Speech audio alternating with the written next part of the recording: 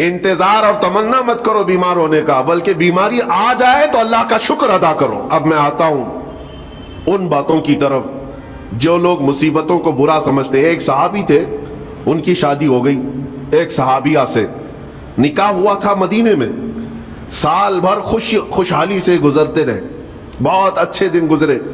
साल खत्म होने को था कि खातून जो है लड़ाई करना शुरू कर देती, कहती मुझे तुम्हारे साथ रहना नहीं, मुझे तलाक चाहिए, डायरेक्ट तलाक। तो सहाबी ने कहा हुआ क्या? वो सहाबिया कहती थी नहीं मुझे तुम्हारे साथ रहना नहीं। उस सहाबी ने कहा ठीक है, अगर ऐसा ही है तो हुजूर पाक सल्लल्लाहु अलैहि वसल्लम के पास चलते हैं, वहां जाकर फैसला करा लेंगे। तो सहाबिया मान गई, कहा चलो चलते हैं। तो दोनों चले जा रहे थे अपने घर से, हुजूर पाक सल्लल्लाहु अलैहि वसल्लम के दरबार में फैसला करवाना है। चलते वक्त रास्ते में एक पत्थर से ठोकर लग गई उस सहाबी को, और इतनी तेज ठोकर लगी कि उनका नाखून उखड़ गया। अब वो उनकी खातून जो बीवी सहाबियां हैं, वो फौरन अपने दुपट्टे का कपड़ा फाड़ करके उंगली को बांधती हैं और खून रोकती हैं, और उसके बाद कहती है चलो वापस घर चलते हैं। घर वापस आने के बाद वो कहती मुझे तलाक नहीं चाहिए, साथ में रहूंगी। कहा औरतों का मूड, औरतों का इस तरह का फैसला, क्या बात है? वो साहबिया कहती है मैंने सुना है कि जब कभी कोई बंदा बीमार नहीं होता तो अल्लाह उसे पसंद नहीं करता। मैंने जब से तुमसे शादी की है, साल भर हो गए, एक बार भी तुमको बीमार होते नहीं देखा। मुझे ऐसा लगने लगा कि कहीं तुम अल्लाह के नापसंदीदा बंदे तो नहीं हो, इसलिए मैं तुम्हारे साथ नहीं रहना चाहती थी। अब जब रास्ते में ठोकर लगकर नाखून उखड़ गया तो मुझे एहसास हुआ कि अल्लाह तुझे भी पसंद करता, मैं तेरे साथ रहने को तैयार हूं। वो सहाबिया थी मेरे अजीजों। इसका मतलब ये नहीं कि हम आपस में एक दूसरे के बीमार होने की इंतजार में रहे। शोहर ये सोचे कि मेरी बीवी बीमार क्यों नहीं होती, और बीवी ये सोचती रहे कि मेरा शोहर बीमार कब होगा। वो तवक्कुल का आला दर्जा है। इंतजार और तमन्ना मत करो बीमार होने का, बल्कि बीमारी आ जाए तो अल्लाह का शुक्र अदा करो, आ जाए तो सब्र करो। अजीजा ने गिरामी वकार, हम आज इमाम हुसैन और उनके रुफ़क़ाए गिरामी रिज़वानुल्लाहि अलैहिम अजमाइन को याद करते हैं तो सिर्फ रोने के लिए नहीं, या सिर्फ गम मनाने के लिए नहीं, बल्कि दास्तान करबला सुनाने का एक अजीम मकसद ये होता है कि नौजवानों के अंदर, बल्कि बूढ़े और बच्चों के अंदर भी ईमानी जज्बा ऐसा आ जाए कि वो हर मुसीबत पर डट कर खड़े हो सके, हर यजीदी का मुकाबला कर सके।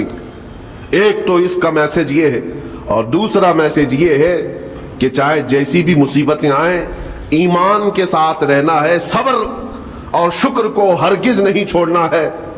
मुसीबतें हमारे पास अब उतनी बड़ी तो नहीं आती कि एक खानदान के ही इतने लोगों को काट दिया जाए, ऐसी मुसीबतें तो नहीं आई।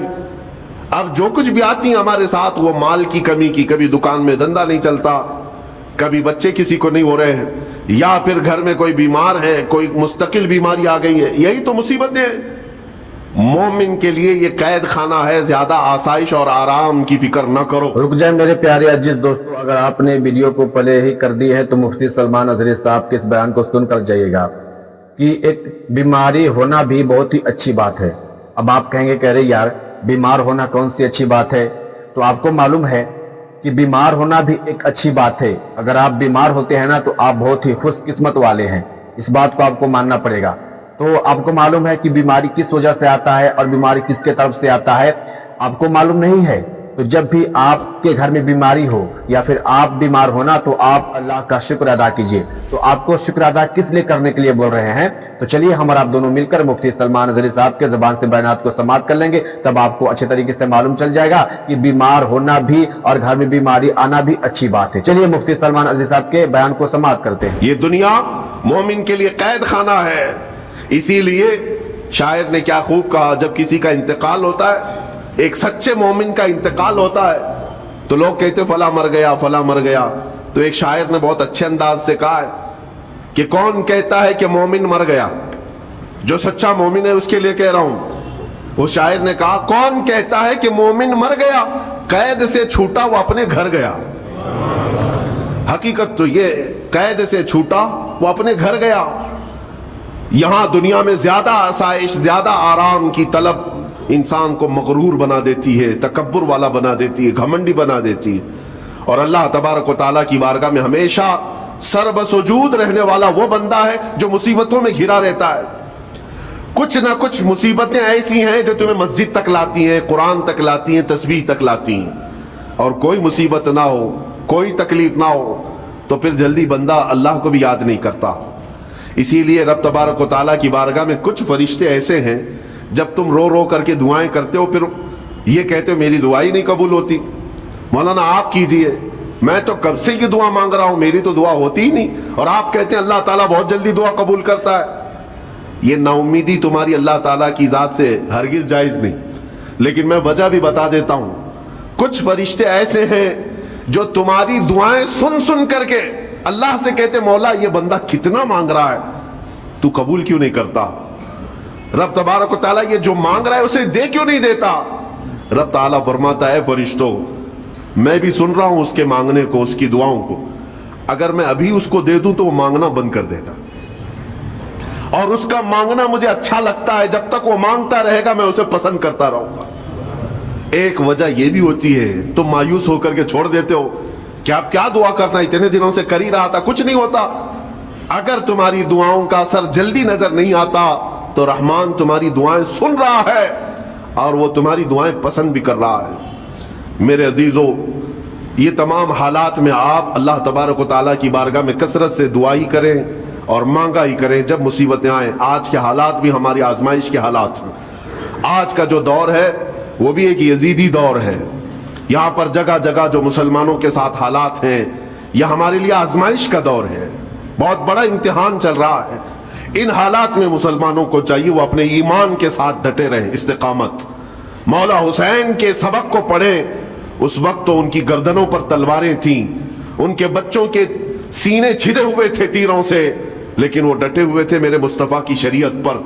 आज अभी तुम्हारे सीनों पर बंदूक की गोलियां नहीं लगाई गई, अभी तुम्हारे ऊपर इतनी बड़ी मुसीबतें नहीं आई, लेकिन मैं फिर भी देखता हूं नौजवानों को कि कोई मुसीबत ना आने के बावजूद भी तुम इस्लाम के साथ खिलवाड़ कर रहे हो। मेरे आका की सुन्नतों को पीठ पीछे फेंक करके तुम तो बाजारों की जीनत बनना पसंद करते। जी हाँ मेरे प्यारे अजीज दोस्तों, भाई और बहनों, जैसा कि अभी आपने हमसे बड़े आलिम मुहद्दिस आज़म और फकीर आज़म मुफ्ती सलमान अज़हरी साहब के ज़बान से बयानात को समाअत कर लिए कि बीमारी घर में आना बहुत ही खुशनसीबी किस्मत की बात है। आपको मालूम है कि जिस घर में परेशानी, जिस घर में मुसीबत नहीं आती है ना, आप समझ लीजिए कि अल्लाह रब्बुल इज़्ज़त आपको भूल गया है। और जिस घर में बीमारी आती है, परेशानी आती है, तो सोचिए कि यह अल्लाह की तरफ से आ रहा है और मुझे अल्लाह याद कर रहा है। तो ऐसी बात नहीं है। बहुत सारे लोग ये कहते हैं कि अल्लाह मेरे घर में बहुत परेशानी है, अल्लाह मुझे परेशान करके रख रहा है। नहीं मेरे भाई, ऐसा आप कभी मत सोचिएगा। अगर आपके घर में परेशानी है, बीमारी है ना, तो आप अल्लाह का दोनों हाथ उठाकर शुक्र अदा कीजिएगा, या परवरदिगार आलम तुमने मुझे याद किया।